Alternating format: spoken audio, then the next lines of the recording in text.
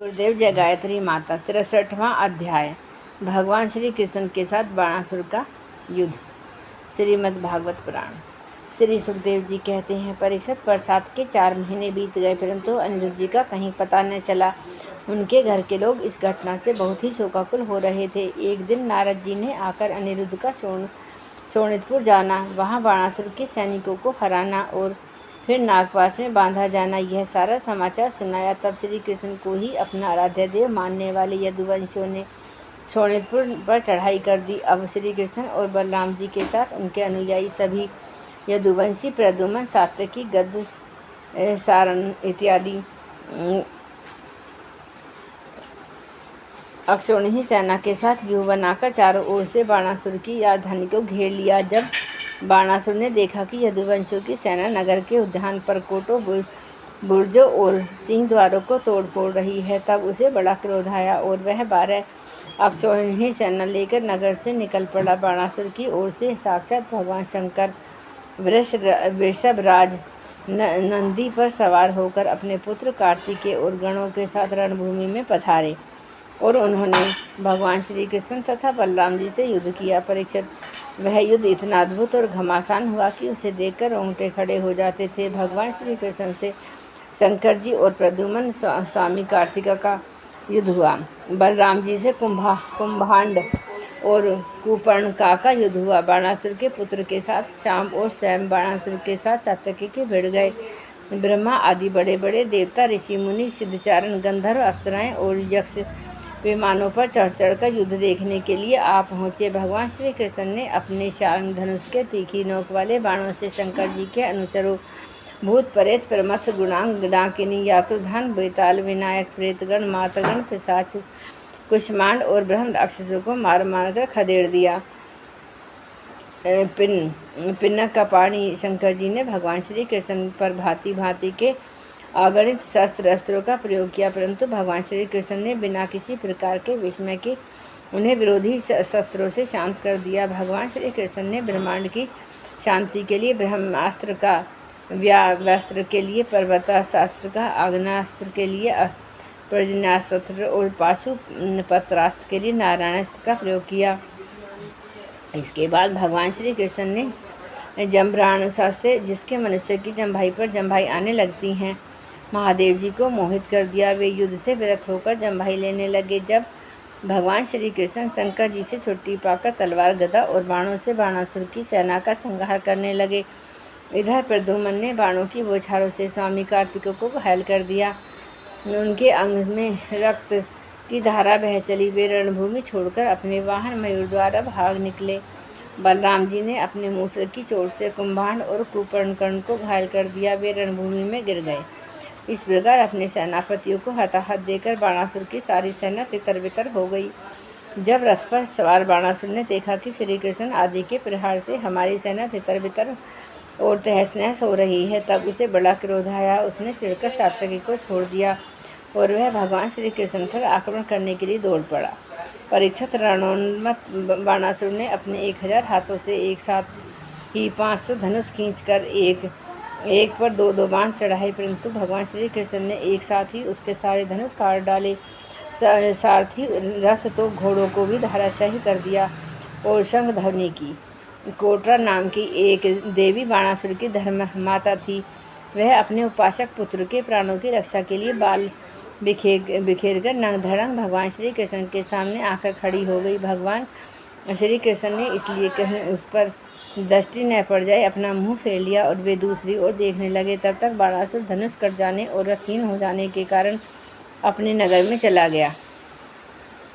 इधर जब भगवान शंकर के भूतगण इधर उधर भाग गए, तब उनका छोड़ा हुआ 3 सिर और 3 पैर वाला ज्वर 10 दिशाओं को जलाता हुआ था भगवान श्री कृष्ण की ओर दौड़ा। भगवान श्री कृष्ण ने उसे अपनी ओर आते देखकर उसका मुकाबला करने के लिए अपना ज्वर छोड़ा।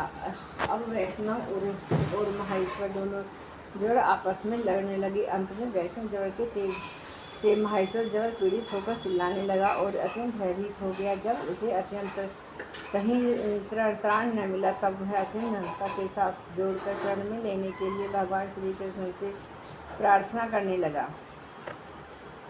जड़ ने कहा, प्रभु आपकी शक्ति अनंत है, आप ब्रह्म आदि ईश्वरों के भी परम महाईश्वर हैं। आप सबके आत्मा और सर्व रूप है। आपका आदित्य और केवल ज्ञान स्वरूप है। संसार की उत्पत्ति, स्थिति और संहार के कारण आप ही हैं। श्रुतियों के द्वारा आपका ही वर्णन और अनुमान किया जाता है। आप समस्त विकारों से रहित स्वयं ब्रह्म हैं। मैं आपको प्रणाम करता हूँ। कालदेव, कर्मजीव, स्वभाव, सूक्ष्म भूत, शरीर, सूत्रात्मा, प्राण, अहंकार, एकादश इंद्रिया और पंचभूत, इन सब का संघात लिंग शरीर और बीजांकुर न्याय के अनुसार उससे कर्म और कर्म से फिर लिंग शरीर की उत्पत्ति होती है। यह सब आपकी माया है। यह आपकी माया के निषेध की परम अवधि है। मैं आपकी शरण ग्रहण करता हूँ। प्रभु, आप अपनी लीला से ही अनेक रूप धारण कर लेते हैं और देवता, साधु तथा लोक मर्यादाओं का पालन पोषण करते हैं। साथ ही उन्मार्ग तथा हिंसक असुरों का भी संहार करते हैं। आपका यह अवतार पृथ्वी का भार उतारने के लिए ही हुआ है। प्रभु, आपके शांत और उमर अत्यंत भयानक दुस्सह तेज जबर से अत्यंत संतप्त हो रहा हूँ। भगवत देहधारी जीवों को तभी तक ताप संतप्त रहता है जब तक वे आशा के फंदों में फंसे रहने के कारण आपके चरण कमलों की शरण में नहीं ग्रहण करते। भगवान श्री कृष्ण ने कहा, त्रिपुरा, मैं तुम पर प्रसन्न नहीं हूँ। अब तुम मेरे जय से निर्भय हो जाओ। संसार में जो कोई हम दोनों के संवाद का स्मरण करेगा उसे तुमसे कोई भय न रहेगा। भगवान श्री कृष्ण के इस प्रकार कहने पर महर्षि जल उन्हें प्रणाम करके चला गया। तब तक बाणासुर रथ पर सवार होकर भगवान श्री कृष्ण से युद्ध करने के लिए आ पहुंचा। परीक्षित बाणासुर ने अपने 1000 हाथों में तरह तरह के हथियार ले रखे थे। अब तब में चक्रपाणी भगवान पर बाणों की वर्षा करने लगा। जब भगवान श्री कृष्ण ने देखा कि बाणासुर को बाणों की झड़ी लगा दी है, तब वे छुरे के समान तीखी धार वाले चक्र से उसकी भुजाएं काटने लगी, मानो किसी वृक्ष की छोटी छोटी डालियां काट रहा हो। अब जब भक्त वत्सल भगवान श्री कृष्ण ने देखा कि बाणासुर की भुजाएं काट रही हैं, तब वे चक्रधारी भगवान श्री कृष्ण के पास आए और स्तुति करने लगे। भगवान शंकर ने कहा, प्रभु, आप वेद मंत्रों में तात्पर्य रूप से छिपे हुए परम ज्योति स्वरूप परब्रह्म हैं। शुद्ध हृदय महामात्म्य गण आपके आकाश के समान सर्वव्यापक और निर्विकार स्वरूप का साक्षात्कार करते हैं। आकाश आपकी नाभि है, अग्निमुख है और जल वीर है। स्वर्ग से और दिशाएं कान और पृथ्वी चरण है। चंद्रमा, मन और सूर्य नेत्र आदि में शिव आपका अहंकार है। समुद्र आपका पेट है और इंद्र भुजा। धान्य आदि ओटियां रोम है और मेघ केश है। ब्रह्म बुद्धि है, प्रजापति लिंग है और धन है। इस प्रकार समस्त लोक और लोकांतरों के साथ जिसके शरीर की तुलना की जाती है निश्चय किया कि मैंने इसकी भुजाएं काटकर उसी का अनुमोदन किया है। मैं जानता हूँ कि बाणासुर दैत्यराज का बलि का पुत्र है, इसलिए मैं भी इसका वध नहीं कर सकता, क्योंकि मैंने प्रहलाद को वर दे दिया है कि मैं तुम्हारे वंश में पैदा होने वाले किसी भी दैत्य का वध नहीं करूँगा। इसका घमंड चूर करने के लिए ही मैंने इसकी भुजाएं काट दी हैं। इसकी बहुत बड़ी सेना पृथ्वी के लिए भार हो रही थी, इसलिए मैंने उसका संहार कर दिया। अब उसकी 4 भुजाएं बच रही हैं, ये अजर अमर बनी रहेंगी। यह बाणासुर आपके पार्षदों में मुख्य होगा। अब इसको किसी प्रकार का भय नहीं है। श्री कृष्ण से इस प्रकार अभयदान प्राप्त करके बाणासुर ने उनके पास आकर धरती में माथा टेका, प्रणाम किया और अनिरुद्ध जी को अपनी पुत्री उषा के साथ रथ पर बैठाकर भगवान के पास लेके आया। इसके बाद भगवान श्री कृष्ण ने महादेव जी की सम्मति से वस्त्र अलंकारी विभूषित उषा और अनिरुद्ध को एक अक्षौहिणी सेना के साथ आगे करके द्वारिका के लिए प्रस्थान किया।